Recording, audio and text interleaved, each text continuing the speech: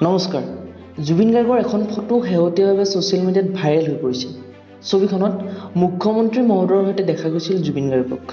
এই ফটোখনক লৈ বহুজনে বহু ধৰণৰ মন্তব্য আগবঢ়াইছে আৰু বহুজনে সমালোচনাও কৰিছে জুবিন গাৰ্গক। কিন্তু আজি এখন বাতৰি কাকতত প্ৰকাশ পাইছে এটি জুবিন গাৰ্গৰ লিখনি আৰু তাত তেওঁ উল্লেখ কৰিছে কিয় তেওঁ মুখ্যমন্ত্ৰী মহোদয়ক লগ কৰিবলৈ গৈছে। আহকচোন শুনো জুবিন গাৰ্গে লিখনিটোত কি উল্লেখ কৰিছে। শনিবাৰে মই মুখ্যমন্ত্ৰীৰ তালৈ গৈছিলোঁ।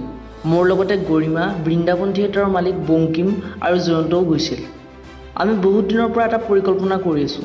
কি পৰিকল্পনা সেইটো এতিয়াই কৈ নিদিওঁ, কিন্তু অসমৰ থলুৱা বস্তুবোৰলৈ এটা অৰ্থনৈতিক আন্দোলনৰ সপোন মই বহুদিনৰ পৰাই দেখি আছোঁ। সাংবাদিক মনোৰম গগৈ, মনালিছাহঁতৰ থলগুৰিৰ লগতো সেইকাৰণে জড়িত হৈছোঁ। সীতা জখলাৰ লগতো মই জড়িত। আমাৰ নিজৰ গাখীৰ আছে যেতিয়া আমি বেলেগৰ পৰা কিয় আনিব লাগে? এইটো তেনেকুৱা এটা পৰিকল্পনাই, কেৱল এইটো বহলকৈ ভাবিছোঁ। সময়ত সকলোৱে গম পাব। এই পৰিকল্পনাটো সফল কৰিব পাৰিলে আমাৰ বহুত ল'ৰা ছোৱালীয়ে সংস্থাপন পাব, দুপইচা উপাৰ্জন কৰিব। তাৰে কামতেই মুখ্যমন্ত্ৰীক লগ কৰিবলৈ গৈছিলোঁ। আমি যি ধৰণে কামটো কৰিম বুলি ভাবিছোঁ তাত সকলোৰে সহায় সহযোগিতা লাগিব, চৰকাৰৰো। এই কামটোৰ বাহিৰেও সৰ্বদাক মই বানপানীৰ কথা সুধিছোঁ। তেওঁলোকে কিনো ভাবিছে সেইটো প্ৰশ্ন কৰিলোঁ। মোক অসমৰ বাহিৰৰ পৰা বিশেষজ্ঞৰ টীম আনিম বুলি কৈছে। লকডাউন আৰু কৰোণাত বিধ্বস্ত শিল্পী আৰু কলাকুশলীৰ কাৰণেও কিবা এটা কৰিবলৈ আকৌ পুৱাই আহিছোঁ। কৰোণা বিধ্বস্ত অসমৰ ভৱিষ্যতৰ বাবে লাগিব হ্ৰস্বম্যাদী আৰু দীৰ্ঘম্যাদী পৰিকল্পনা। চৰকাৰে ৰাইজৰ বাবে কাম কৰিবই লাগিব। আমাৰ সংস্কৃতিৰ লগতে বাণিজ্য আৰু অৰ্থনীতিৰো বিকাশ হ'ব লাগিব, উত্তৰণ ঘটিব লাগিব। নতুন প্ৰজন্ম নতুন চিন্তাৰে আগবাঢ়ি আহিব লাগিব।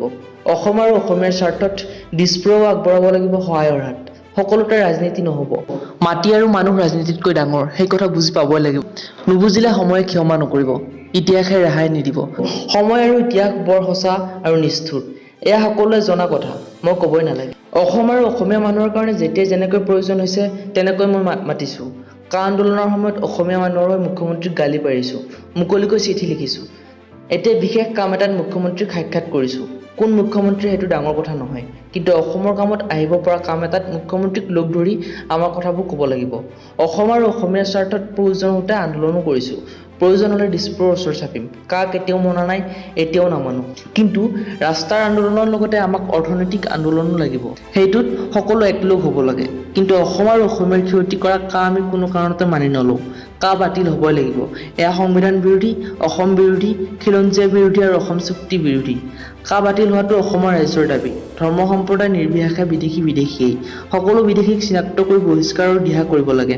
বানপানী আৰু বিদেশীৰ দৰে বিষয়ত ৰাজনীতি কৰিব নালাগে। তেতিয়া অসমৰ ক্ষতি হয়, অসমীয়াৰ ক্ষতি হয়।